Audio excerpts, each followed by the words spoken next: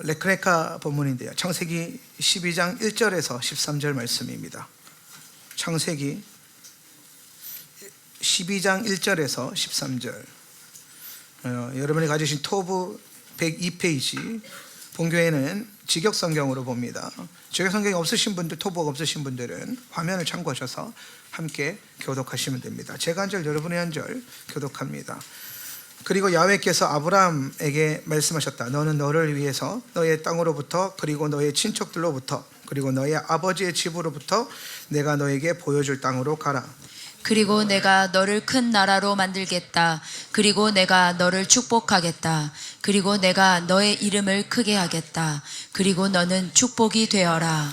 그리고 너를 축복하는 자들을 내가 축복하겠다. 그리고 너를 가볍게 여기는 자들을 내가 저주하겠다. 그리고 땅의 모든 가족들이 너를 통해서 축복을 받을 것이다. 그리고 아브람이 야훼께서 자기에게 말씀하신 대로 갔었다. 그리고 롯이 그와 함께 갔었다.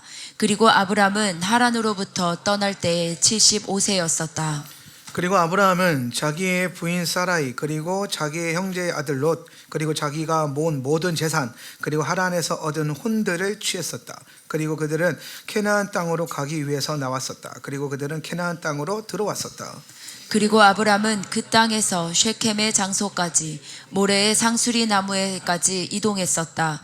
그리고 그때 그 땅에는 캐나안 사람들이 있었다. 그리고 야훼께서 아브라함에게 나타나셨다. 그리고 그가 말씀하셨다. 너의 후손들에게 내가 이 땅을 주겠다. 그리고 그는 거기서 자기에게 나타나신 야훼께 제단을 쌓았었다. 그리고 그는 거기서부터 베잇엘의 동편에 있는 산악 지역으로 옮겼었다. 그리고 그는 천막을 쳤었다. 서쪽에는 베이델이 있었고 동쪽에는 아이가 있었다. 그리고 그는 거기서 야훼께 단을 쌓았었다.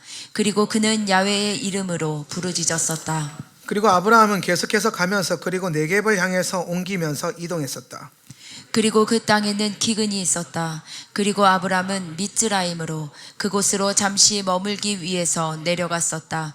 왜냐하면 그 땅에는 기근이 몹시 심하였었기 때문이었다. 그리고 그가 미츠라임으로 들어가기 위해서 가깝게 갔을 때에 이런 일이 있었다. 그리고 그는 자기 부인 사라이에게 말했었다. 이제 보시오, 나는 당신이 미모가 예쁜 여자인 것을 알고 있어. 그리고 미ツ라임 사람들이 그대를 볼 때에 이런 일이 있을 것이요. 그리고 그들이 이 여자는 그의 부인이라고 말할 것이요. 그리고 그들이 나를 살해할 것이요. 그리고 그들은 그대를 살게 할 것이요. 다 같이 이제 당신은 당신으로 인해서 나에게 선이 베풀어질 수 있게 하기 위해서 나의 누이라고 말하시오. 그러면 나의 혼이 당신 때문에 살게 될 것이오. 아멘. 창세기 토라 포션 계속해서 진행합니다. 오늘은 레크레카예요. 레크레카인데요. 한번 읽어볼까요? 레크레카. 뜻은 너를 향해 가라. 향해 가라. 혹은 너를 위해서 가라. 뭐 두 가지 다 됩니다. 용법상 둘 다 돼요. 너를 향해 가라. 그러니까 중요한 거는 가는 것이 있죠. 가는 것이 있어요. 어디를 향해 갈 것인가. 사실 이 레크레카가 말하는 이 가는 것의 본질은 뭐냐면, 지금 아브라함이 창세기 12장은 여러분이 잘 아는 대로 하나님을 만나서 언약을 맺고 아브라함이 믿음의 여정을 시작하는 겁니다. 이 믿음의 여정이 사실은 구속사예요. 구속사. 구속사의 본질은 제가 지난주 수요일, 금요일을 통해서 계속 여러분에게 나눠드릴 게 뭐냐면은, 구속사의 본질은 진정한 하나됨을 위해서 있다는 거예요. 하나됨. 하나님의 목적은 아담과 하나님이 하나 되는 거예요. 그러니까 처음에는 이 하나님 나라라고 하는 하나님 나라. 하나님 나라의 본질이 뭐라 그랬죠? 하나님의 통치, 다스림. 통치, 다스림. 그러니까 우리가 이 다스림을 이해하면, 다스림이라고 하는 이 단어를 그대로만 보면은 주님이 나를 다스려야 된다. 그렇기 때문에 우리 안에 자동적으로 뭐가 있냐면 거부감이 있어요. 이거 너무 율법주의적인 거 아닌가? 너무 내가 속박되는 거 아닌가? 내 자유는 너무 없는 것 아닌가? 이런 인간적인 마음들이 사실 올라오는데, 우리가 토라를 통해서 토라가 전반적으로 쭉 끌고 가는 이 다스림의 목표, 그러니까 즉 뭘 이해해야 되냐면은 창세기에서 시작부터 무슨 얘기를 하고 있냐면 하나님 나라 얘기예요. 그죠? 그러면 창세기로부터 시작해서 인류의 구속사가 쭉 흘러가서 어디에서 완성에 대한 비전을 보여주시냐면은 이게 계시록입니다. 계시록이에요. 근데 계시록도 역시 무슨 얘기하고 있어요? 하나님 나라 얘기하고 있어요. 하나님 나라. 근데 창세기에서 표현되고 있는 하나님 나라와 요한계시록에서 표현되는 하나님 나라가 조금 달라요. 키아즘 구조 기억나세요? 네, 키아즘 구조. 이걸 항상 잘 생각해야 돼요. 왜냐하면 모든 히브리 문학과 성경은 키아즘 구조로 되어 있어요. 그러니까 성경 66권 전체도 키아즘이에요. 키아즘. 그죠? 천지를 창조하셨다. 하늘과 땅. 그리고 마지막에 가면 뭐가 있어요? 새 하늘과 땅. 그죠? A와 A 다시. 그죠? 키아즘 구조. 그러니까 원래 하나님이 보여주셨던, 말하고자 했던 하늘과 땅, 하나님 나라의 원리죠. 그게 여기서도 이제 요한계시록에서도 이제 끝나요. 그걸로. 그러니까 창세기 1장 1절과 요한계시록 22장의 내용은 같은 내용이에요. 이걸로 가는 겁니다. 만드셨다, 완성하셨다 이거예요. 그러니까 키아즘 구조가 말하는 게 뭐냐면은 만드시고 여기에서 턴하는, 여기 이제 뭐냐면은 우리가 미성숙의 단계라고 그랬죠. 이렇게 이해하면 딱 좋아요. 미성숙, 아가서 구조로. 시작점에서 A에서 쭉 가서 미성숙을 하다가 미성숙으로 쭉 가다가 성숙으로 가는 턴하는 포인트가 있어요. 성숙의 턴 포인트가 뭐예요? 예수 그리스도 십자가. 그렇지. 예수 그리스도 십자가예요. 십자가를 딱 만나고 예수를 만나면 여기서부터 이제 뭐가 일어나기 시작하냐면은 성숙의 과정이 일어나요. 그러니까 인류의 역사는 여기서부터 이제 타락이니까 타락으로 쭉 미성숙을 하다가 예수님 만나고 성숙으로, 그 다음 여기서 끝나는 게 아니라 성숙의 과정으로 가가지고 여기서 새 하늘과 새 땅에서 딱 완성이 돼요. 그러니까 A와 A-로 가는 겁니다. 여기서 새 하늘과 새 땅이 가요. 그럼 이제 여기서는 하나님이 관계 설정을 어떻게 하셨냐면은 왕과 백성으로 설정하세요. 왕과 백성. 그래서 이렇게 쭉 갑니다. 창세기부터 시작해서 여기 복음서죠. 신약 성경까지 쭉 가요. 그래서 여기서 여기까지는요, 하나님 나라의 구조가 안 바뀌어요. 뭐로만 간다? 왕과 백성의 구조로 쭉 갑니다. 그런데 여기서부터 조금 달라져요. 예수님이 이 땅에 오셔가지고 주님이 토라를 이제 구약시대에 가려져 있던 그 베일을 벗겨내셨어요. 모세의 수건을 벗기셨죠. 그러니까 모세의 수건이 덮여 있었던 그 토라를 벗기시면서 이제 그리스도 안에서 주님이 온전한 하나님의 뜻을 나타내시는 겁니다. 십자가 안에서. 그러면서 예수님이 공생애를 하면서 묘한 관계를 하나 설정해요. 그게 뭐냐면은 내가 아버지를 알듯이 저들도 아버지를 알게 해주세요. 이 얘기를 합니다. 그러니까 여러분 사실 요 턴 포인트에서 제일 중요한 성경이 뭐냐면 요한의 글이에요. 요한복음, 요한 1, 2, 3, 요한계시록. 요한이 쓴 책들을 보면 요한이 예수님의 품에 안겨있는 제자잖아요. 그죠?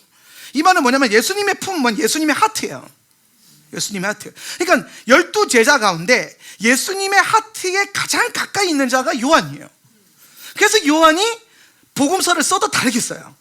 그죠? 우리가 흔히 말하는 신학적으로 공간복음이 있고 요한복음은 따로 떼서 연구를 하잖아요. 그러니까 뭐가 달라요.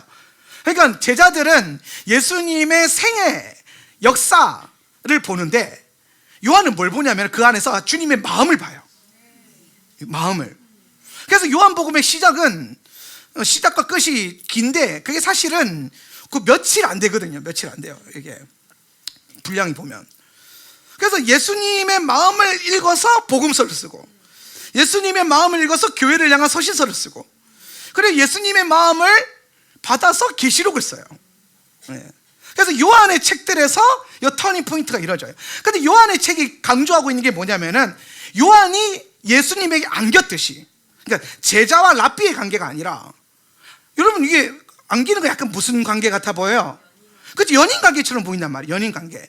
그러니까 요한을 통해서 지금 하나님이 뭘 보여주냐면은 하나님 나라의 구조, 그러니까 통치 구조를 한 베일 벗겨야 되는 겁니다. 이거를 없애고 저거를 시작하는 게 아니에요. 성경은 뭘 없애지 않아요. 성경은 그 처음에 시작하셨던 그 비밀 코드에서 계속 그걸 열어가신단 말이에요. 열어가시면서 다 연 게 계시록이에요. 다 열어놓은 게. 예. 그래서 이제 왕과 백성의 구조를 이렇게 쭉 가다가 여기서 요한을 통해서 주님이 만나서 많은 서신서와 신약 성경을 통해서 이제 뭐 하기 시작하냐면은 이 하나님 나라의 통치 구조인 이 다스림이 똑같이 하나님 나라인데, 이것도 하나님 나라고 이것도 하나님 나라인데, 근데 새로운 하나님 나라라고 했어요. 새 하늘과 땅, 새로운 하늘과 땅. 그럼 여기서 새라고 하는 요거는 뉴가 아니라 그랬죠? 뉴가 아니에요. 뉴가 아니라 뭐랬어요? 컴플리트라고 그랬죠. 그죠? 이게 무슨 말이냐면은 하나님이 본래 계획하셨던 계획이란 말이에요. 그래서 우리 이걸 뭐라고 표현하냐면 그분이 온전하게 하신 것, 온전함, 하나님 안에서 온전하게 하신 것, 그게 여기서 이 하나님 나라에서 풀어져요. 이 하나님 나라는 타락과 미성숙이라는 단계를 걸어갈 수밖에 없어요. 왜냐하면 여기까지 가기 위해서 이 구조를 인간이 통과할 수밖에 없어요. 이 전체를 뭐라고 하냐면 구속사라 그래요. 이 전체를 구속사, 이렇게 갈 수밖에 없어요. 그래서 이 구속사를 진행함에 있어서 가장 핵심되는 사건이 십자가예요. 예수 그리스도의 십자가. 그 복음을 잘 이해하는 거. 복음을 모르면 토라도 모르고 요한계시록도 모르고 하나님 나라의 비전도 모르고 다 모르게 돼요. 복음이 뭔지 모르면. 다들 복음도 자기 마음대로 알아요. 복음을 알려면 또 뭘 알아야 되냐? 토라를 알아야 돼. 네. 복음의 시작점이 뭐냐면은, 복음이 이 땅 가운데 우리에게 주어질 수밖에 없는 이유가 뭐냐면 인간이 따먹을 수밖에 없는 선악과. 그죠? 그 선악과가 우리 가운데 와서 준 영향력, 악한 뿌리와 열매들, 우리 안에 있는 수많은 가시연금키와, 그죠? 가시덤불과 이런 것들이 있단 말이에요. 그런 것들을 어떻게 제거하냐? 십자가가 정말 중요해져요. 그러면 이제 십자가를 통해서 똑같이 하나님 나라로 가는데, 여기서는 뭐에 대한 얘기를 하냐면은 다스림이 아니라 신랑과 신부의 하나됨에 대한 얘기를 한단 말이에요. 하나됨. 그래서 요 하나됨이라고 하는 관계로서 요한계시록에서 하나님 나라를 완성해요. 그래서 하나님 나라 들어가면은 여기 요한계시록의 하나님 나라는 신랑과 신부의 연합이지 왕과 백성의 연합이 아닙니다. 그죠? 신부가 이르되 오라, 신랑이 이르되 오라. 그래서 이제 신랑과 신부가 서로를 불러요. 그죠? 교회가 신부가 되고 왕이 갑자기 신랑이 돼요. 그러니까 아가서의 신비가 풀어져야 돼요. 그러니까 마지막 때를 여는 가장 중요한 그 신비를 솔로몬이 알고 아가서를 쓴 거예요. 아가서를 여러분이 되게 잘 알아야 돼요. 아가서 공부를. 그래서 아가서 나눠드린 메시지를 여러분 좀 꼼꼼하게 들으시고 공부하시면 참 좋을 것 같아요. 그래서 이제 결국에는 요한계시록에서 하나님께서 원하시는 하나님 나라의 가장 중요한 명확한 구조가 뭐냐면 우리가 주와 함께 하나됨을 이루어서 다스리는 자가 되는 거예요. 다시 또 다스림으로 가면은 어떻게 돼요? 요한 창세기 여기는 똑같아지죠. 아담을 왜 만들었어요? 이 세상을 다스리게 하려고. 그죠? 그래서 여기 가서 또 우리가 주와 함께 왕노릇 하리라. 그죠? 다스리게 하는 거예요. 키워준 구조예요. 성경을 이렇게 보기 시작하면은 그래서 이 성경이 이렇게 말하고 있구나, 여기서 이 얘기를 하고 있는 거구나, 이게 되게 명확해지는 겁니다. 이 구조를 잘 이해하셔야 돼요. 그래서 결론적으로는 이 다스림이라고 하는 단어는 하나됨이라고 하는 단어와 동의어다 이 말이에요. 자, 남편이 아내를 다스릴 것이다. 동의하십니까? 근데 그 다스림을 어떻게 해요? 내 말 들어! 이 옆에 내가! 이래요? 아니에요. 남편이 아내를 어떻게 다스립니까? 하나됨으로. 그죠? 하나됨으로, 한몸됨으로. 나를 아끼듯이 내 아내를 아끼고, 그리스도가 교회를 사랑한 것 같이 사랑하기 시작하고. 그러면 신부된 여러분과 교회된 우리는 어떻게 남편과 예수님을 섬기냐? 하나님처럼 섬기는 거예요.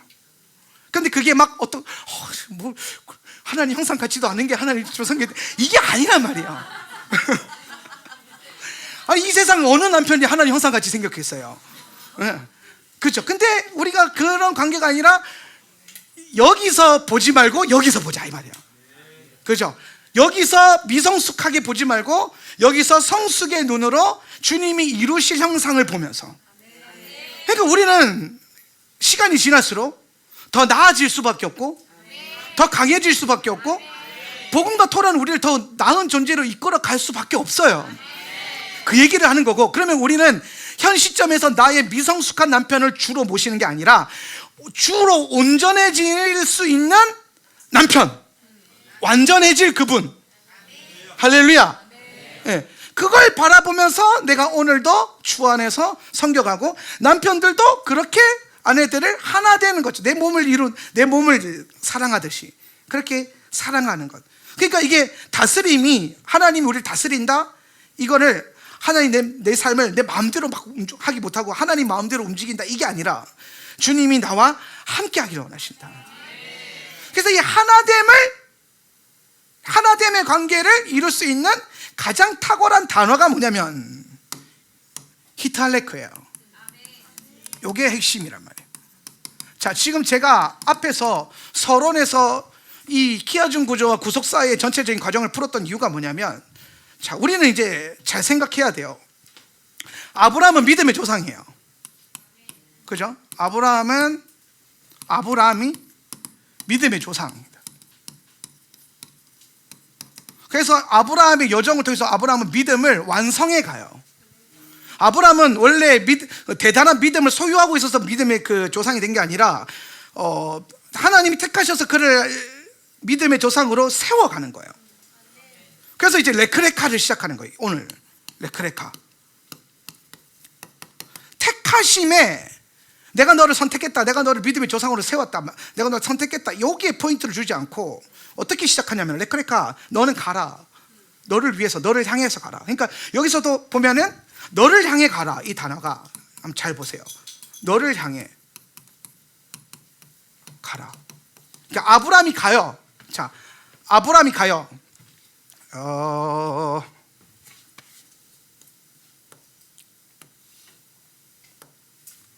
아브라함이 아브라함이 갑니다.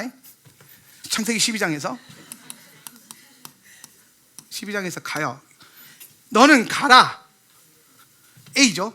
너 A야, 가라. 그죠? 근데 너를 향해 가라 그래요. 아브라함은 지금 뭘 향해 가야 돼요? 자기 자신을 향해 가야 돼요. 그죠? A를 향해 가야 돼요. 근데 어떤 A일까요? 아브라함으로 향해 가는 거야. 아브라함을 향해. 그러니까 이걸 뭐야? A 다시죠. 그러니까 아브라함의 인생도 어떤 구조를 갖고 있어요? 키아준 구조를 갖고 있어요. 성경의 많은 요소들이 다 키아준 구조를 갖고 있어요. 이 말은 뜻은 하나님은 하나님의 사람들을 키아준 구조로 이끌어 가세요. 이 말인 뜻은 여러분이 갑자기 잘 되고 갑자기 변화되고 갑자기 능력이 생기고 이러는 게 아니라는 겁니다. 하나님은 여러분을 이끌어 가셔서 이렇게 되게 하신다라는 거예요. 그래서 요 여정, 너를 향해 가라. 그러니까 아브라함은 지금 아브라함을 향해 가라는 주님의 말씀을 듣고 믿음으로 가는 거예요. A 다시 자기를 완성하기 위해서 가는 거죠. 그럼 여기에서 동시에 여러분에게 하나님이 뭐라고 하냐면 너도 너를 향해서 가라, 이 얘기를 하는 거예요. 우리는 지금 어디를 향해 가냐면 주님이 내 안에서 회복하실 참된 나, 참된 나, A 다시의 나, 변화될 나, 회복될 나, 하나님의 본래적 계간에 있는 나를 향해 우리 오늘부터 출발을 하는 거예요. 그래서 요 여정이라고 하는, 이렇게 가는 여정을 뭐라고 하냐면 구속사라고 그래요. 구속사. 너를 향해 가는 거죠. 그러면 하나님께서 너를 향해 가라고 해가지고 이 장소에 내가 가고 아브라함이 갔는데 이 장소에 이제 뭐가 있냐는 거예요. 아브라함과 아브라함은 뭐가 다르냐는 거예요. 그래서 그 아브라함이 다른 걸요, 이번 주 토라 포션에 딱 뭔가가 이제 그림을 먼저 그려줘요, 하나님이. 그게 어디에 나오냐면요, 창세기 17장 1절이에요. 창세기 17장 1절. 아직 아브라함이죠, 그죠? 아직 아브라함에게 아브라함으로 갈 수 있는 표상을 하나 그려줘요. 비전이죠. 그게 저 말씀이야. 읽어볼까요? 아브라함의, 시작. 아브라함의 나이 99이 되었을 때에 주님께서 그에게 나타나셔서 말씀하셨다. 나는 전능한 하나님이다. 나에게 순종하며 흠없이 살아라. 자, 저기서 제일 중요한 말이 뭘까요? 어떤 사람이 되라고 하는 거예요? 순종하고 흠없는 사람이 되라. 자, 여기 이제 뭐가 있냐면 순종하고 흠없는 사람이 되라 했어요. 그죠? 자, 흠없는 사람이 되라. 히브리어로 뭘까요? 탐임, 그죠? 우리 지난주에 노아 그걸 배웠잖아요, 그죠? 노아는 어떤 사람? 마지막 때에 가장 마지막 때의 의인의 표상입니다. 노아는. 그러니까 우리 모두는 마지막 시대에 뭐가 돼야 된다? 노아가 돼야 된다. 그럼 노아는 어떤 사람이었냐? 첫 번째 탐임, 흠이 없었고, 두 번째 뭐예요? 히탈레크, 하나님과 뭐 하는 사람이었다? 동행하는 사람이었다. 예. 그게 노아의 본질이에요. 예. 그래서 노아가 방주를 지었고 교회를 세웠고 그 다음에 마지막 시대에 심판을 면할 수 있었다는 거예요. 예. 그럼 이게 우리의 믿음의 표상인데, 아브라함도 믿음의 조상이라고 그랬잖아요. 그래서 아브라함 역시 하나님이 아브라함을 통해서 만들고자 하는 믿음의 표상이 노아와 똑같은 겁니다. 그게 뭐냐면 첫 번째 흠없다, 탐임이라는 단어예요. 근데 노아는 하나님과 동행했었다 그랬단 말이에요. 우리 직역 성경에 보면 동행했었다. 근데 아브라함에게는 뭘 요구하냐면 순종을 요구해요. 응 하면 안 돼요. 왜냐면 아니거든요. 번역이 잘못된 거예요. 원문으로 여러분 성경 토라 보시는 원문을 보면 17장 1절을 보면 이 순종이 뭐라고 되어 있냐면 히탈레크라고 되어 있어요. 히탈레크. 제가 늘 말하지만 한글 번역 성경은 편집위원들의 신학을 반영하고 있습니다. 그래서 제가 여러분에게 힘들더라도 직역을 자꾸 읽는 습관을 들이고 히브리어를 자꾸 공부해서 그 반복되는 단어의 일관성을 찾아야 된다는 거예요. 그러니까 되게 아쉬운 게, 제가 이 번역을 좀 아쉬워하는 게 뭐냐면 창세기 12장에서 히탈레크를 동행이라고 번역을 해요 또. 근데 17장 가서는 순종이라고 번역을 해요.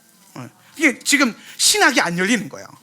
신학이. 그러니까 성경이 말하고 있는 이 구조 맥락을 보니까 동행이 아니라 순종, 이렇게 이제 이해를 하는 거예요. 근데 사실 이게 아니라 동행입니다. 여기 이게 돼요. 깜짝이야. 아직 덜 했는데. 갑자기 이 칠판을 사주는 그 모 성도님께 감사하는 거예요. 네. 그래서 이제 사실 순종이 아니라 아브라함에게 하나님 요구하시는 히탈레크의 본질은 뭐예요? 동행해라 이 말이야. 동행하는 것. 이게 우리가 완성해야 될 믿음의 완성점이에요. 주와 함께 동행하고 흠 없이 사는 것. 예. 이게 여러분이 이 마지막 시대를 걸어가는 이 시대에 여러분에게 필요한 노아의 믿음이자 아브라함의 믿음이고, 여러분 이 두 개가 계속 반복되면서 성경의 많은 믿음의 사람들에게 이 얘기를 계속하고 있어요. 결국에는 이렇게 볼 수 있어요. 자, 믿음이 뭐냐는 거예요. 믿음이 뭐냐? 우리가 이 땅에서 다분히 우리는 뭐를 위해서 많이 노력하냐면 좋은 믿음을 갖기 위해서 노력해요. 더 믿음이 좋은 사람이 되기를 원하고. 그렇죠 여러분? 아니에요? 그렇잖아요. 우리가 열심히 사는 것도, 열심히 예배하는 것도, 열심히 기도하는 것도, 뭘 계속 하는 것도, 영적인 일이든 육적인 일이든 다 사실은 그 모든 것이 우리에게는 더 나은 믿음을 소유하고자 하는 열망이 있어서 그래요. 우리는 그래서 그 더 나은 믿음을 갖기 위해서 어떤 걸 포기하기도 하고 내려놓기도 하는데, 문제는 뭐냐면은 여러분이 추구하고 있는 그 믿음의 방향과 목적이 결과가 과연 성경적이냐 이 말이에요. 제가 토라를 가르치면서 또 최근에 이제 우리 양산에 가서 제가 집회를 하면서 거기에 토라 포션을 시작했는데, 이번 주에 거기 담임 목사님이 토라 포션 설교를 하셨더라고요. 또 들어봤어요. 점검을 해야 되니까. 네. 그래서 이제 들어봤는데 굉장히 잘 잡으셨어요. 저랑 이제 맥락은 조금 다르지만 포인트를 잘 잡으셨어요. 그게 뭐냐면 우리의 모든 기준을 하나님께로 옮겨야 된다. 토라는 항상 그 얘기하거든요. 토라는 기준이에요. 우리의 모든 신앙의 기준과 생각의 기준과 라이프 스타일의 기준과 내 인생의 방향성과 기준이 다 토라에 있어야 된다는 겁니다. 그래서 그 토라를 완성하기 위해서 예수님이 오셨다 이렇게 보는 거예요. 그죠? 그러면 여러분, 우리가 수많은 자기가 원하는 믿음이 있어요. 우리가 믿는 것도요, 자기식으로 믿어요. 자기 방식으로. 이게 문제예요. 이게 믿음조차도 우리는 선악과를 택해버린단 말이에요. 믿음조차도, 믿는 방식조차도 선악과의 방향으로 흘러버려요. 그러니까 믿음 생활 열심히 하는데 좋은 열매를 못 맺을 수도 있는 거예요. 목사님, 난 교회를 열심히 다니고 난 신앙생활 그동안 꽤 나름 열심히 했는데 목사님, 난 뭐가 남는 게 없는 것 같아요. 뭐가 제대로 된 게 하나도 없는 것 같아요 라고 말하는 분들이 생각보다 많습니다. 물론 여러분처럼 꽤 많은 분들이 날마다 예수님을 더 알아가는 그 신비와 기쁨과 즐거움과 깊어짐과 높아짐과 넓어짐과 조금씩 저 하나 되어져가는 그 하나됨을 이루는 분들도 있지만은, 제가 부흥회를 다녀보면 꽤 많은 분들이 자기 열심을 향해 달려가다가 자기는 열심히 했다라는 거예요. 열심히 노력했는데 뭔가 하나님 나라의 일들이, 하나님스러운 것들이 내 삶 가운데 안 나타나고 자기 안에 하나님이 없다라는 걸 발견하는 거예요. 하나님을 위해서 드렸던 행위는 많은데 정작 내 안에 담겨야 할 하나님이 없는 거예요. 주를 위해서 헌신하고 했던 많은 것들은 있는데 정작 하나님 본체가 없는 거예요. 그게 무슨 말이에요? 열심을 다해서 살았지만, 믿음의 방향을 향해 살았지만 뭔가 잘못된 방법과 잘못된 목표와 표상이 있었다는 겁니다. 그 문제가 뭐냐면요, 성경적인 믿음을 향해 달려가지 못했다는 거예요. 더 나아가서 그런 슬픈 인류의 역사를 만들 수밖에 없는 이유가 뭐냐면 성경을 몰라서 그래요. 말씀을 안 읽어서 그래요. 갑자기 숙연해지죠. 성경을 읽어야 되는데 성경을 안 읽어요. 그리고 어떻게 살겠다는 거예요. 그러니까 성경을 읽지 않아서, 또 성경을 공부하지 않아서, 성경이 우리에게 어떤 믿음을 향해 가라고 레크레카 하라고 하는지 모르니까 자기가 느껴지는 대로 레크레카 하는데, 중요한 건 우리의 심령은 어쩔 때는 건강할 수 있는데 꽤 많은 부분에서 부패하단 말이에요. 우리는 자기 자신에게 많이 속는단 말이에요. 자기가 꽤 괜찮은 사람인 줄 알아요. 따라합시다. 나는 생각보다 안 괜찮다.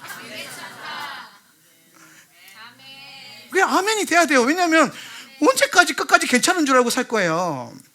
근데 말씀을 비춰보면요, 내가 생각보다 안 괜찮아요. 그래서 말씀 보기 싫은 거야.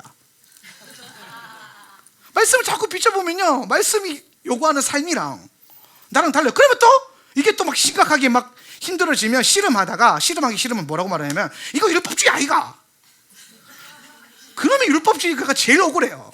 제가 말했지, 이 세상에 제일 억울한 두 부류가 있는데, 첫 번째 마귀고 두 번째는 율법주의예요. 여러분 마음대로 해놓고 마귀가 그랬어요 하고 있고, 내가 하나님이 되려고 선악과 따먹어 놓고 뱀이 먹으라고 시켰는데 이건 똑같은 거예요. 그 다음에 말하는 게 조금만 불리해지면 율법주의라고 그래요. 아니 여러분, 그 안에서 율법주의가 아니라 율법의 본질을 찾아야 돼요. 여러분, 우리가 율법을 공부해야 되는 이유가 뭐냐면, 마지막 시대는 주님 율법을 기억하라 그랬어요. 말라기 4장 중요한 건데 여기 밑에 쓸게요. 말라기 4장 읽지는 않을 거예요. 나중에 찾아서 읽으세요. 관심 있는 분들, 마지막 시대에 멀쩡하게 살아가고 싶은 분들은 이거 찾아서 읽으세요. 지금 내가 할 거 해야 되니까 이것까지 볼 시간 없는데, 이거 하면 또 2시간 해야 돼요, 설교를. 말라기 4장 4절에서 6절을 보면은 뭐가 중요하냐? 마지막, 그거 두려운 날에 마지막 때를 말하는 거예요. 예수님 오시기 전에. 그때 우리는 뭘 기억해야 된다? 모세가 호렙에서 선포한 율례와 법도 율법이에요. 그거를 뭐 해라? 기억해라. 그러면 내가 뭐 하겠다? 그거 알고 있으면 내가 너에게 뭘 보내주겠다? 엘리야를 보내주겠다. 이 엘리야는 뭐라 그랬어요? 교회라 그랬죠, 그죠? 이 엘리야는 교회예요. 그러면 여러분, 말라기 4장 띄우지 말라니까. 저기서 보내는 저 5절에서 말하는 엘리야는 어떤 엘리야냐면요, 4절에서 말하는 호렙에서의 율법을 가진 교회예요. 그러니까 마지막 시대는 어떤 교회가 엘리야 노릇을 할 수 있느냐? 토라를 가진 자가 엘리야 노릇할 수 있어요. 그 이유가 너무 심플한 게 뭐냐면, 여러분, 선지서에서 선지자들이 하나같이 외치는 것의 기준이 뭡니까? 토라예요. 여호와께 돌아오라, 이게 무슨 말이에요? 토라로 돌아가라 이 말이에요. 말씀으로 돌아가라 이 말이에요.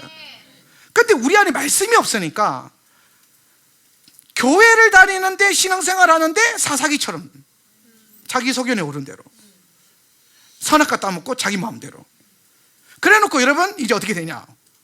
그 마태복음 25장인가요? 그것처럼 주여 주여 나는 이 모른다, 왜 나를 모른다 하십니까? 그래놓고 하는 말이 뭐예요? 내가 주를 위해서 뭘 얼마나 많이 했는지 열거해요. 근데 그게 중요한 게 아니에요. 예수님은 여러분이 주를 위해서 뭔가 많이 하는 걸 요구하는 게 아니라 주님과 함께 뭔가를 하는 걸 요구하는 거예요. 주님과 함께. 그렇죠? 주를 위해서가 아니라 예수님 거기 계세요, 내가 달려갑니다, 이게 아니에요. 예수님 나와 함께 달려주세요. 당신의 비전을 향해서, 당신의 목적을 향해서, 당신의 나라를 이루기 위해서 주님, 나도 내 힘으로 걸어갈 수 있는데 능력이 없어서가 아니에요. 나도 힘이 있고 재정이 있고 권력이 있고 할 수 있는 뭔가가 있지만 내가 주와 함께 걷기 위해서 내 뭔가를 내려놓고 내가 가지고 있는 뭔가를 쓰지 않기 시작하고 모든 것이 가하도록 하게 만들고, 그렇죠? 제한하지 않는 거죠. 성령님이 우리 안에 오셔서 하시는 말씀들을, 그래서 계속해서 성령님과 함께, 그래서 여러분 이 토막에서 우리는 언약궤를 예루살렘으로 옮기는 그 방식을 또 생각해 봐야 돼요. 언약궤를 매죠. 수레에 실으면 빠르죠. 수레에 실어서 갔다가 뒤집어졌죠. 수레만 뒤집어지는데 나라가 뒤집어졌어요. 그렇게 된단 말이에요. 수레가 아니에요. 편리함이 아니에요. 효율성이 아니에요. 하나님의 방법이에요. 다윗이 그걸 깨달은 거예요. 기준이 뭐예요? 자기 기준이 아니에요. 어떻게든 언약궤를 빨리 갖다 놓으면 된다, 이게 아니에요. 어떻게 언약궤를 빨리 옮길 수 있을까, 쉽게 옮길 수 있을까, 이게 아니에요. 오늘 그게 뒤집어지고 난 다음에 다윗이 깨달은 게 뭐냐면 하나님의 기준, 하나님의 방법. 그래서 제사장들이 언약궤를 메고 예배하면서 걷는데 어떻게 하냐면 6걸음 걸어요. 그리고 한 발자국 멈춰요. 그리고 거기서 제사를 드려요. 그리고 또 6발은 걸어요. 오늘 안에 가겠습니까? 오벳 에돔의 집에서 예루살렘까지 그날 하루 만에 갈까요? 못 갈걸요? 근데 그 길을 선택하는 거예요. 우리 마음에서는 당장 들어가고 싶은데, 당장 누리고 싶은데, 당장 얻고 싶은데 하나님의 방법과 하나님 기준을 위해서 천천히 가는 방법을 선택하고 불편하게 가는 법을 선택하고, 생각해보세요. 힘들어요. 또 이게 오벳에돔 집이 산 위에 있었단 말이에요. 그러면 산 밑을 내려가는데, 여러분 이게 산이 올라가는 게 힘든 것처럼 보이지만 사실 내려갈 때 더 육체적인 부담이 커요. 더 위험하고. 그런데도 불구하고 그 비탈길을 메고 내려가는 걸 선택하고 6걸음 걷고 한 걸음 쉬는 걸 선택하고, 그러면서 뭐 하도록, 우리의 열정과 우리의 노력과 우리의 방식이 아니라 하나님의 방식 안에서 그분의 영광이 어디에 들어가도록? 예루살렘에 들어가도록. 하나님의 영광이 예루살렘에 들어오는 방법은 편리성도 아니고 효율성도 아니고 여러분이 갖고 있는 능력도 아니에요. 하나님의 영광이 우리 안에 들어올 수 있는 가장 중요한 방법은 하나님의 말씀대로 살아가고, 오늘 주님이 이 공동체 안에 주신 그 부르심과 그 조명하시는 성령님의 이끄심 안에서 내 생각과 내 뜻이 설령 다를지라도 성령이 이곳에서 하시고 있는 일들을 존중하면서 그렇게 믿음으로 걷는 거예요. 여러분, 하울람이 완전한 믿음을 소유할 수 있을까요? 절대 불가능합니다. 우리는 그냥 완전하신 주님이 우리 안에 거하시도록 계속 요구할 뿐이에요. 우리 안에는 반드시 부족함이 있을 거고, 우리 안에는 연약함이 있을 거고, 어쩔 땐 우리 틀릴 수도 있어요. 우리가 예언하지만 틀릴 수 있고요, 하나님 음성을 듣지만 틀릴 수 있어요. 믿음으로 기도하지만 우리가 원하는 대로 응답되지 않을 수도 있고요. 물론 되는 게 더 많죠. 오해하지는 마세요. 여러분이 기도할 때 훨씬 더 많은 주님의 축복이 있고, 여러분이 듣는 음성의 꽤 많은 퍼센테이지는 주의 음성으로 채워져 있어요. 근데 우리는 여전히 실수할 수 있는 인간의 공동체라는 거, 인간 집단이죠. 그렇기 때문에 이곳이 인간 집단으로 끝나지 않기 위해서는 완벽함을 추구하는 것이 아니라 온전하신 주님의 임재를 추구하는 겁니다. 그래서 그분이 오셔서 가르치실 것을 기대하고, 그분이 오셔서 이끌어가는 그 이끄심을 신뢰하는 거예요. 그래서 거기에 신뢰해서 믿음으로 걸어보는 거죠. 그 방법을 택하는 거예요. 많은 교회가 믿음에 대해서 가르치고 믿음 생활에 대해서 얘기하지만, 제가 오늘 여러분에게 나누고 싶은 거는, 우리는 무엇보다도 성경이 뭐라고 말하고, 이제 성경이 강조하고 있는 믿음의 그 표상을 향해 달려가보자, 이 말이에요. 토라를 공부해서. 그래서 노아 때도 그렇고 아브라함 때도 그렇고 또 예수님도 그렇게 하셨어요. 두 가지. 뭐예요? 동행과 흠없이 사는 거. 여기서 말하는 흠없이 산다는 거는 영적 완전주의를 말하는 게 아니에요. 여기서 말하는 흠 없다라고 하는 거는 인생의 방향성이에요. 방향성. 가다가 자빠져도 방향만 안 잃어버리면 제대로 갑니다. 안 넘어지는 게 여러분 중요한 게 아니에요. 제가 얼마 전에 우리 예시박교 학생들이랑 아이스링크를 갔어요. 오랜만에 스케이트를 20년 만에 탔는데, 여러분 그거 늘 기억하세요. 우리의 훈련됨이 얼마나 강하냐면 20년이 지났지만 내 몸은 뭔가를 기억하고 있어요. 그 훈련의 여정들을. 그래서 제가 스케이트를 타는데 처음엔 좀 불안하더라고요. 20년 만에 타니까. 제가 원래 스케이트를 되게 잘 탑니다. 잘 타요. 잘 타는 거 어떡하겠어요. 주로 잘 타요. 아이스링크장에서 그 안전요원들이 제발 좀 살살 타라고 할 정도로 막 그랬어요. 장난 아닙니다. 트리플 악셀 한번 보여드려요?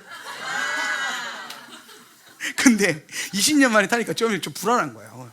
그래서 이제 처음에 아주 이제 초보자처럼 이렇게 초보자들이 운행하는 초반 이제 방식이 있어요. 무릎 잡고 이렇게 쭉 가는 거예요. 이렇게 한 발 한 발. 근데 한 5분도 안 지났는데 갑자기 이제 무릎이 나아지고 이제 몸이 좀 편해지더라고요. 그래서 이제 옛날 방식이 싹 나오면서 딱 타는데, 그러면서 이제 애들이랑 계속 아이스링크를 이제 돌면서 타는데, 스케이트를 애들이 이제 타본 적이 경험이 별로 없잖아요.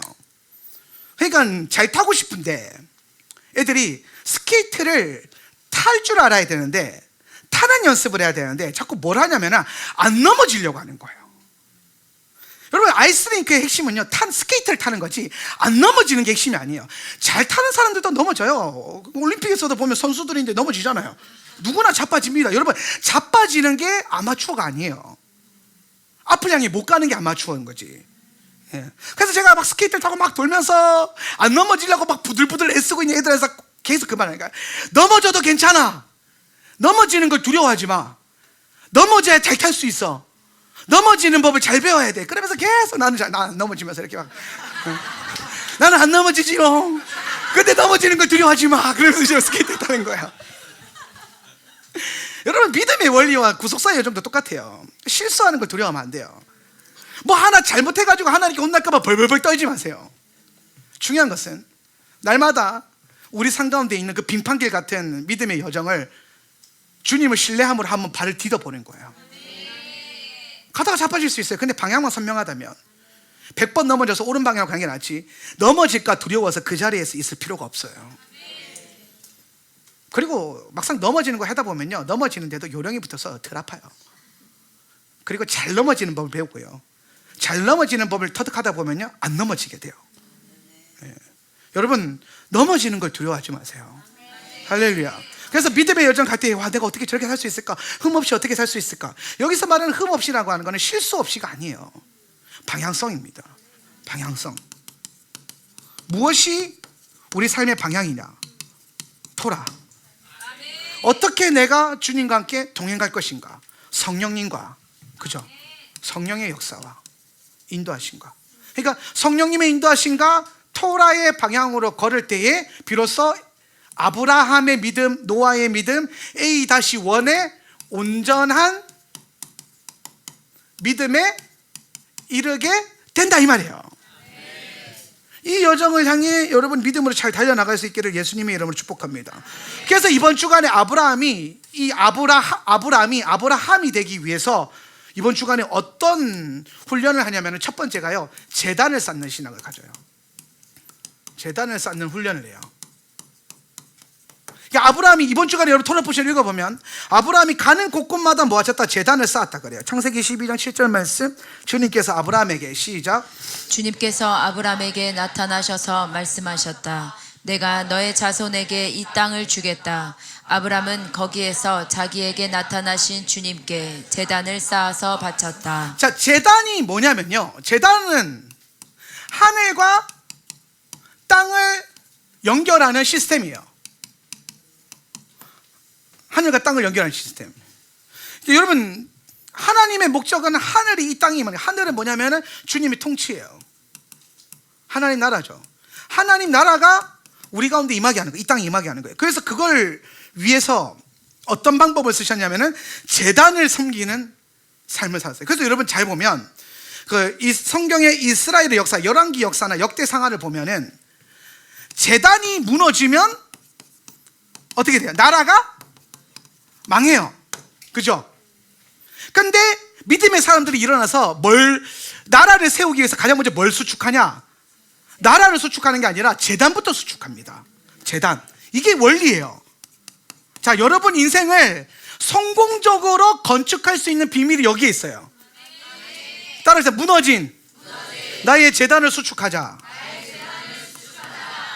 엘리야도 그랬고요. 뭐 믿음의 사람들이 보면 다 제단을 지키는 삶. 여러분, 심지어 다니엘은 나라가 망해서 넘어갔는데도 불구하고 자기 삶의 제단을 무너뜨리지 않았어요. 네. 깨어 기도했고, 시간 맞춰서 예배했고, 하나님의 방향으로 예배했고, 믿음의 사람들은 계속 제단을 만들어 갑니다. 아브라함도 마찬가지예요. 어딜 가든 하나님을 만나고 하나님을 경험하고 그 머무는 그곳에서 제단을 쌓아서 하나님을 뭐했다? 예배했다는 거예요. 제단의 목적은 뭐다? 예배예요.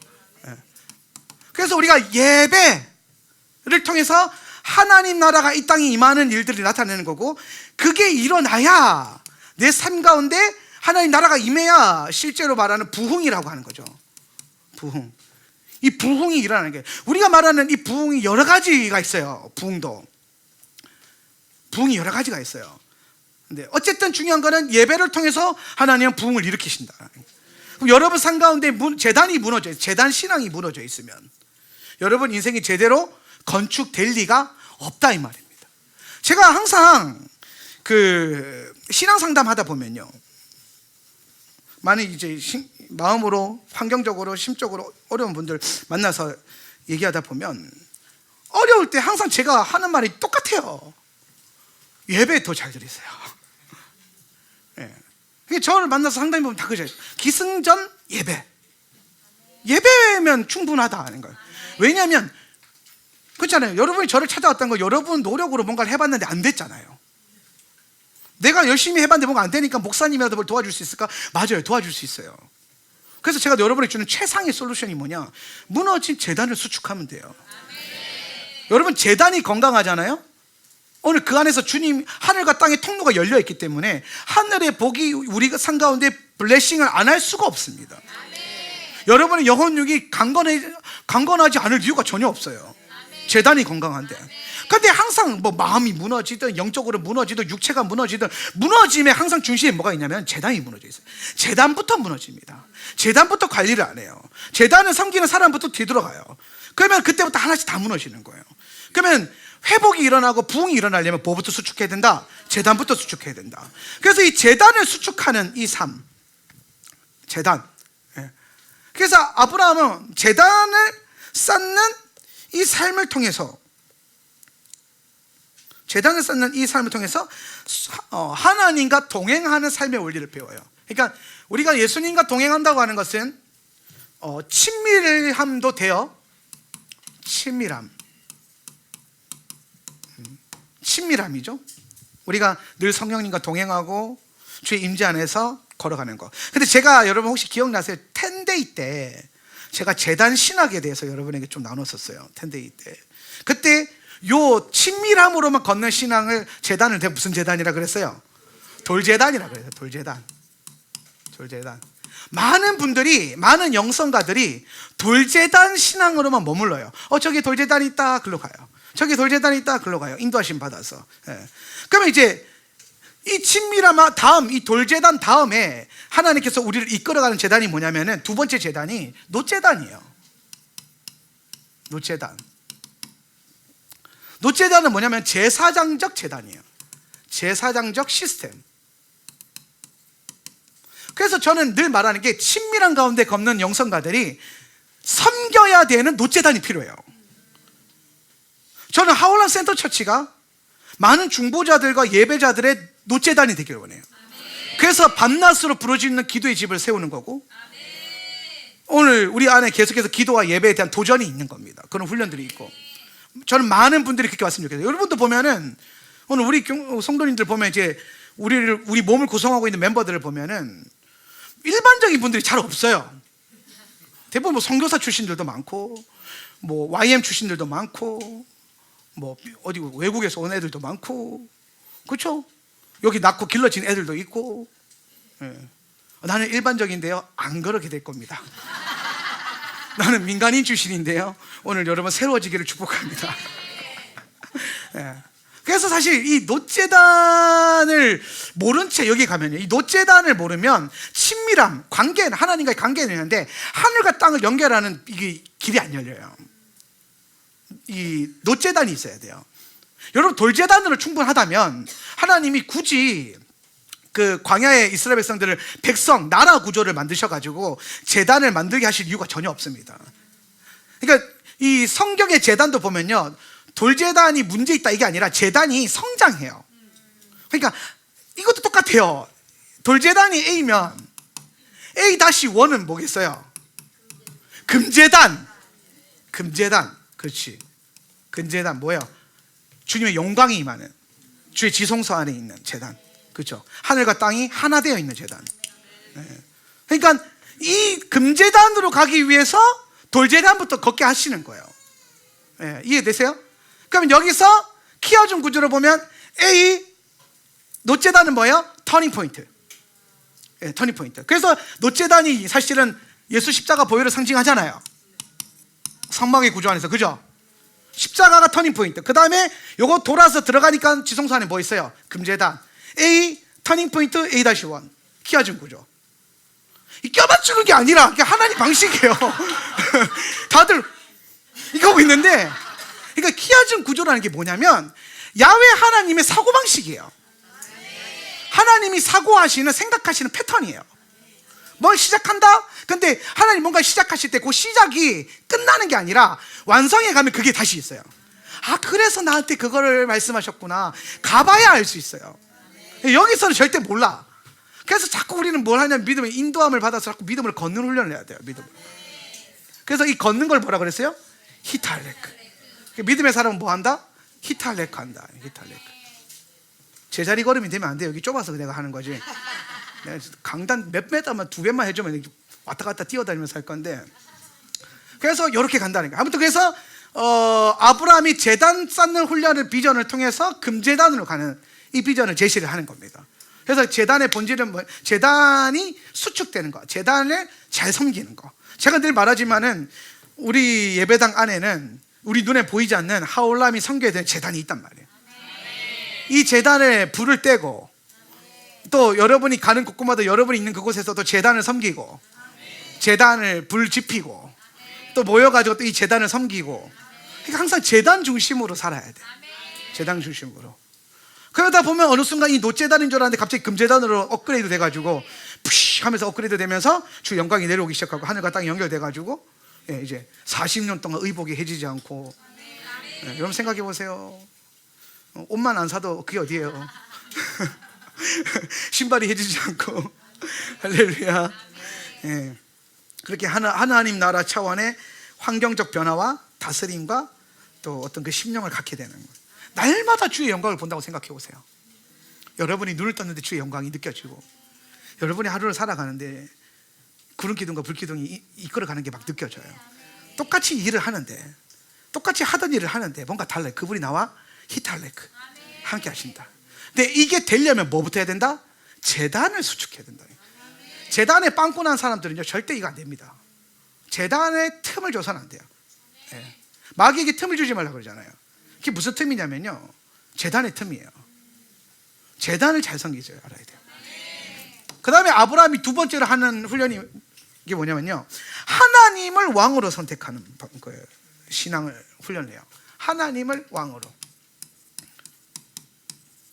여러분 이게 무슨 말이냐면은 이번 주간에 보면은 아브라함이 전쟁을 해요. 롯을 구하려고. 그죠? 전쟁을 합니다. 그래서 이제 누구와 전쟁? 내 왕이랑 전쟁을 해요. 사실 이게 좀 어마무시하죠. 이 아들은 내 왕이니까 많겠죠. 아브라함은 몇 명 데리고 갔냐면은 318명 데리고 갔어요. 아브라함의 품에서 낳고 길러진 318명. 아무튼 중요한 거는 전쟁에 나가서 하나님 함께 하심으로 말미암아 승리합니다. 그래서 이제 여기서 이번 주간 여러분이 토라 포션을 묵상하면서 좀 중요하게 봐야 될 게 뭐냐면 요 대목이기도 한데, 창세기 14장 16절이거든요. 한번 읽어볼까요? 그는 모든 시작. 그는 모든 재물을 되찾고 그의 조카 롯과 롯의 재산도 되찾았으며 부녀자들과 다른 사람들까지 되찾았다. 아멘. 자, 여러분, 영적 전쟁의 목적은요, 되찾는 거예요. 되찾음. 하나님의 계획. 그러니까 쉽게 설명하면은 우리가 불순종하거나 아니면 몰라서 원수에게 빼앗겼던 뭔가가 있어요. 여러분, 이 주간에 그것이 좀 찾게 되는 은혜가 있길 축복합니다.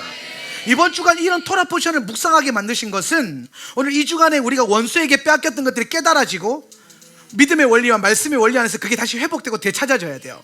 오늘 여러분이 원수에게 빼앗긴 게 뭔지 주님께서 이따가 기도하실 때 좀 생각나게 하셨으면 좋겠고, 또 그것들이 이번 주 안에 정말 회복되어져서 해시반월을 늘 전전긍긍하면서 가지 말고 empty, 불월이잖아요. 불월, 비어있는. 그러면 그 불월을요 풀로 채우세요. 불월을, 그거 괜찮다. 불월을 풀월로. 야, 라임 좋다. 불월을 풀월로. 할렐루야. 텅 비게 시작한 이 주간에, 이 한 달의 시작을 믿음으로 잘 걸어가지고 한 달이 딱 끝났을 때 풀, 뭐든지 풀. 왜 아멘은 3분의 2밖에 안 하지? 아무튼 3분의 1은 풀 되기를 축복합니다. 네. 그래서 이게 하나님이 이제 이 비어 있는 거 뭐냐면, 여기서 채워야 되는 거 뭐냐면 원수에게 빼앗긴 것들을 되찾아온다. 사람도 되찾아오고 재물도 되찾아오고, 그 과정에서 이제 영적 승리를 통해서 되찾아오는 겁니다. 근데 이제 이 영적 승리가 핵심이 아니고요, 사실은 오늘 이 대목에서 요거는 그냥 여러분이 믿음으로 좀 땡겼으면 좋겠다 이 말이고, 사실 요 대목에서 성경이 하는 아주 중요한 가르침이 하나 있어요. 요거 이전에 제가 안 가르쳤던 거니까 반드시 필기하세요. 지난 10년 동안 안 했던 건데, 그게 뭐냐면 이 전쟁을 끝나고 아브라함이 이제 돌아올 때, 전리품을 가지고 돌아오죠. 그때에 누구를 맞닥뜨리냐면은 두 왕을 맞닥뜨립니다. 두 왕. 그래서 하나는 어떤 왕이냐면 소돔 왕이에요. 그리고 하나는 샬렘 왕이에요. 멜기세덱이죠. 네. 이 두 왕이 어디고? 샤베 골짜기. 샤베 골짜기에서 서 있어요. 그러니까 여러분, 골짜기란 게 뭐냐면 갈라져 있는 틈이잖아요, 그죠? 그러니까 아브라함이 지금 갈라져 있는 게 서 있어서 두 왕이 이제, 멜기세덱은 포도주와 빵을 들고 이제 성찬을 들고 나오는 겁니다. 그리스도의 뭔가 피죠. 성찬을 들고 나와요. 예, 굉장히 예언적이죠. 그리고 한편에서는 소돔 왕이 나와서 이제 뭔가 많은 부귀와 명화가 있어요. 그 두 개가 있어요. 영적 승리 다음에. 예. 그 다음에 이제 아브라함에게 이 두 왕 중에 한 왕을 선택하게 하는 겁니다. 이 구절이 사실 그 구절이에요. 너는 승리했다, 잘됐다, 성공했다, 그게 중요한 게 아니라, 그래서 네가 가진 그 성공으로, 네가 가진 승리로 너는 어떤 왕을 섬길 거냐, 이 질문을 하는 거예요, 아브라함에게. 너의 왕이 누구야? 그랬더니 소돔 왕이 말합니다. 아브라함이시여, 다 가져가세요. 여러분, 이 전쟁에서 승리한 전리품이 얼마나 많았는지 아브라함이 이렇게 고백합니다. 14장 23절에서 이런 고백을 해요. 그대의 것은, 시작, 그대의 것은 시로라기 하나나 신발끈 하나라도 가지지 않겠습니다. 그러므로 그대는 그대 덕분에 아브라함이 부자가 되었다고는 절대로 말할 수 없을 것입니다. 여러분, 저 말씀에 또 다른 의미가 뭐냐면, 이게 있으면 아브라함이 지금 부자가 된다 이 말입니다. 그게 딱 봐도 너무 어마어마한 양의 전리품인 거예요. 엄청나. 그러니까 내 왕에게서부터 빼들어 왔으니까 나라 4개를 이렇게 족속 4개를 턴 겁니다. 그죠? 근데 그것만 털었어요? 아니죠. 빼앗긴 소돔의 것도 되찾아왔죠. 그죠? 그러니까 이게 지금 요거를 가지면, 아브라함이 가지면 고대 근당 최고의 부자가 될 수 있는 겁니다. 좀 엄청난 기회가 온 거예요. 소돔 왕이 와서 이렇게 말하는 거예요. 내가 너를 부자로 만들어 줄게, 나를 섬긴다면. 요 얘기를 하고 있는 거예요. 가져가라. 근데 반대편에 샬렘 왕이 왔어요. 엘 엘리온, 지극히 높으신 하나님을, 하늘의 하나님을 섬기는 분이에요. 소돔은 이 땅에 가장 큰 부자예요. 살렘 왕은 하늘에 지극히 높으신 엘 엘리온. 그래서 이 하나님은 샬렘 왕이 들고 나온 건 너무 초라해요. 빵과 포도주만 들고 와요. 그래서 여러분, 소돔은 막 네, 샬렘 왕 막 이런 느낌이죠. 근데 그 순간에 아브라함이 무엇을 선택하냐? 샬렘 왕이 들고 온 떡과 포도주를 선택하는 겁니다. 심지어 그걸 선택하는 걸 넘어서 그분 앞에 그분을 자신의 왕으로 섬기기로 결정하고 자기의 10의 1조를 드려요. 그래서 언약을 체결해요. 하나님을 섬기겠다 이 말이에요. 근데 여기에는 뭐가 있어요? 아무것도 없어요. 오히려 지금 내가 그 전쟁을 통해서 이긴 그 승리에서 온 전리품과 그 성공의 결과물을 내려놔야 여기를 갈 수 있어. 신발과 실오라기 하나조차도 안 가져야 여기 이걸 선택할 수 있어요. 너는 하늘의 가치를 위해서 지금 네가 가지고 있는 성공과 부를 포기할 수 있느냐, 이 얘기를 하는 겁니다. 반대로 소돔왕 와서 이러는 거예요. 야, 그거 왜 포기하냐? 너 이거 다 가져가서 부자 되라. 네가 애쓴 거잖아. 네가 노력한 거잖아. 너는 그럴 자격이 있어. 그러면서 소돔 왕은 다 드릴게요. 그런데 샬렘 왕은 다 포기해야 이걸 받을 수 있다. 그리스도를 내가 담아낼 수 있는 유일한 방법, 예수의 사람으로 예수를 따르면서 예수님을 내 안에 더 충만하게 받을 수 있는 유일한 방법이 뭐냐? 지금 내가 가지고 있는 성공과 부와 명예와 모든 물질을 예수님을 위해서 버릴 수 있느냐는 거예요. 하늘의 가치를 위해서 너희가 이 땅의 가치를 언제든지 아무것도 아닌 것처럼 포기할 수 있느냐? 여러분, 예수님도 똑같이 말씀하셨어요. 네 손에 들고 있는 그물을 내려놔라. 그리고 나를 쫓아라. 네가 지금 할 수 있는 뭔가를 내려놔라. 네가 가지고 있는 뭔가를 내려놔라. 그리고 너의 십자가를 지고 나를 쫓아라. 이게 우리가 예수를 쫓기 위해서 해야 될 거는 내가 가지고 있는 거 내려놓고 그분의 성찬을, 떡과 포도주를 받는 거예요. 여러분, 떡과 포도주는 뭘 상징하는 거예요? 예수님의 십자가죠. 지금 여러분 여기서 살렘 왕 멜기세덱이 똑같은 말 하는 거예요. 네 손에 있는 전쟁의 전리품을 내려놓고 너는 너의 십자가, 떡과 포도주죠. 너의 십자가를 지고 나를 쫓아라. 뭘 선택할 거냐?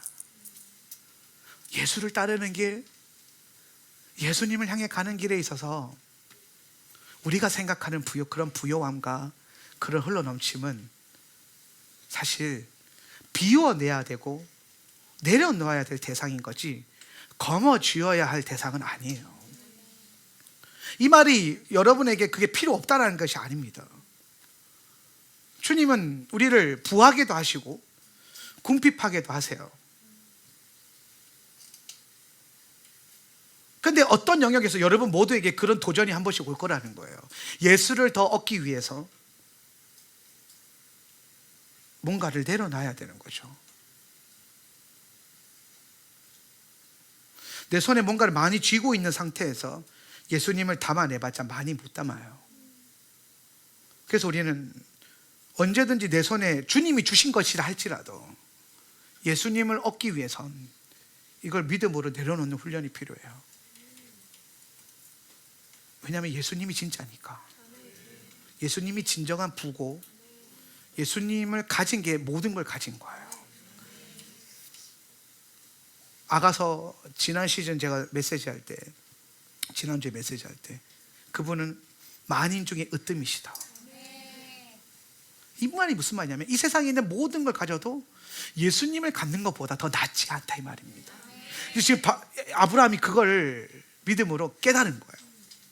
그래서 소돔을 거절하고 저 고백을 하는 거죠. 나는 그대에게서 실오라기 하나 가지지 않고 신발끈이라도 가지지 않겠습니다.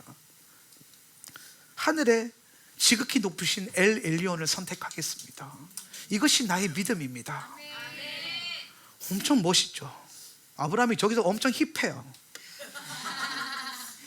근데 여러분, 아브라함이 저렇게 힙하게 반응을 하는데 저 믿음이 또 우리가 이렇게 가잖아요. 그럼 또 아브라함이 계속 그 믿음을 가냐? 아니요. 그리고도 되게 쫄렸을 거란 말이에요. 그게 어디서 나오냐면 15장에 바로 나와요. 14장에 저렇게 멋있게 해놓고 15장에 주님이 찾아오시는데 아브라함에게 만나서 첫 마디가 뭐냐면, 아브라함아 두려워하지 마라. 집에 가고 보니까 갑자기 무서운 거예요. 왜냐하면 저걸 다 가졌으면 강한 군대도 만들 수 있고 강한 족속도 될 수 있고 뭐든지 다 될 것 같은 거예요. 근데 내가 인간적으로 이 땅의 것을 가질 수 있는 모든 걸 내려놓고 하나님을 선택했는데, 그러고 났는데 생각보다 그게 너무 무서운 거야. 진짜 인간적인 아브라함이죠. 갑자기 엄청난 힙합하는 래퍼에서 내려와가지고 쪼그라든 무대 공포증 걸린 그런 사람이 된 거예요. 근데 여러분, 우리가 그럴 때가 있잖아요. 믿음으로 반응했는데 집에 가서 후회될 때도 있고. 솔직히 그렇잖아요. 뭔가 했는데, 믿음을 선택했는데 내가 원하는 성공이 아니어도 좋다라고 해서 선택했는데 괜히 그거 해줬으면 좋겠고, 좀 힘들어지면 불안하고, 하나님 뜻대로 살았으면 잘 될 줄 알았는데 뭔가 더 척박한 길로 들어가는 게 느껴질 때 왠지 모를 두려움과 불안감이 있는데, 다 똑같아요. 인간이 다 그래요. 근데 그때 하나님이 그런 우리를 내버려 두시는가? 아니에요. 바로 찾아오시잖아요. 바로 찾아오셔서 우리에게 말씀하십니다. 내 아들아 두려워하지 마라. 그러면서 네가 하늘에 있는 받을 상급이 더 크다.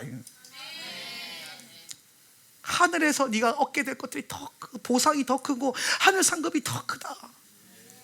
근데 여전히 아브라함은 아직 그 믿음까지는 못 자랐기 때문에 갑자기 이제 막 계산이 생각나고 막 아들도 생각나고, 난 아들 없는데 아들 주시면 안 돼 막 이렇게 하고 막, 우리가 흔들리는 게 인간이에요. 그러니까 우리 삶 가운데 때로는 어떠한 흔들림과 연약함이 드러나는 건 괜찮아요. 그 순간에도 우리는 뭐가 필요하다? 예수님이 필요한 거예요. 그래서 예수님이 함께 하시면 괜찮다고 하잖아요. 두려워하지 마. 내가 더 놀라운 큰 상급과 보상을 너에게 줄게. 네가 나를 위해서 헌신하고 포기한 모든 것을 알고 있다. 수고한 모든 것을 알고 있다. 다른 모든 사람들은 모른다 할지라도 내가 너를 알고 있다. 이 땅이 삶이 전부가 아니야. 너에게 영원을 내가 줄게. 영원 안에서 네가 얼마나 내 옆에서 빛나는지 봐라. 그러면서 갑자기 하늘에 다 별을 비추면서, 하늘에 저 빛나는 별들이 보이니? 관점을 옮기는 거예요. 땅을 보면요, 자식도 하나도 없는 그냥 비참한 아비예요. 근데 하늘을 딱 보여주면서 네 자손들이 저렇게 별과 같이 많아질 거야. 네 자손들이 땅의 모래알들을 보렴. 네 자손들이 저렇게 많아질 거야. 여러분이 바로 그 아브라함의 열매들이에요. 우리가 그 아브라함의 별들이고, 아브라함이 위에서 보고 있는 별이고, 셀 수 없는 모래알들이에요. 지금도 그 별들은 계속해서 퍼져가고 있고, 그 모래알들은 계속해서 퍼져가고 있어요. 그러면서 아브라함이 위에서 그렇게 했죠. 그러니까 내 별들아, 내 모래알들아, 쫄지 마. 두려워하지 마. 하늘의 엘 엘리온을 섬기는 것을 위해서 이 땅의 것을 가치 없게 여기는 것을 두려워하지 마라. 너도 저 하늘의 별과 같이 빛나게 될 거야. 그러면서 믿음의 가치를 땅이 아니라 하늘로 옮겨가는 거예요. 그러니까 이 왕을 선택할 수 있는 방법, 샬렘 왕, 예루살렘이거든요.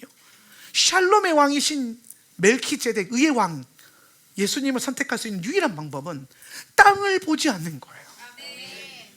하늘을 보는 거예요. 오늘 이번 주간 여러분에게 필요한 건 뭐냐면 이 땅에 연연하지 않는 거예요. 지금 나의 모습과 삶에 연연하지 않는 거예요. 주님이 뭐라고 하신지 하늘의 것을 보기 시작하고 하늘의 것을 추하기 시작할 때, 오늘 저와 여러분의 믿음이 노아를 통해서 선포되어졌던, 또 아브라함을 통해서 이루고 싶었던 그 온전한 믿음, 히탈레크와 동행하면서 또 토라 안에서 흠없이 달려가는 그 방향을 가진 그 믿음으로 우리를 지금도 주님이 이끌어 가시는 건가요? 이번 주간에 여러분이 그렇게 가는 거예요. 이번 주간 뭐예요? 레크레카, 너를 향해 가라. 여러분이랑 동행하면 너를 향해 가라. 우리는 이번 주간이 끝났을 때에 우리가 도달하게 될, 변화되고 온전하게 된 A가 분명히 있고, 여러분의 이번 주간 샤밧에는, 우리의 샤밧 안에서는 그 샤밧이 왔을 땐 뭔가 우리 위에 전부가 다 땡땡이 달리겠죠. 그러니까 사실 대단한 게 달리지 않는데 저 땡땡만 달리면 돼요. 주님 내게 땡땡을 주시옵소서. 그래서 그분의 온전함이 이번 주간에 여러분 안에 부어져서 여러분의 샤밧이 왔을 때에 여러분 안에 그분의 히탈레크와 타밈의 그 온전한 믿음이, 노아의 믿음과 아브라함의 믿음이 여러분의 믿음이 되기를 축복합니다. 자리에서 일어나셔서 한번 기도할까요? 우리는 오늘 말씀을 통해서 우리가 무엇을 향해 나아가야 되는지에 대해서 배웠고, 주님 우리를 그렇게 이끌어 가실 거예요.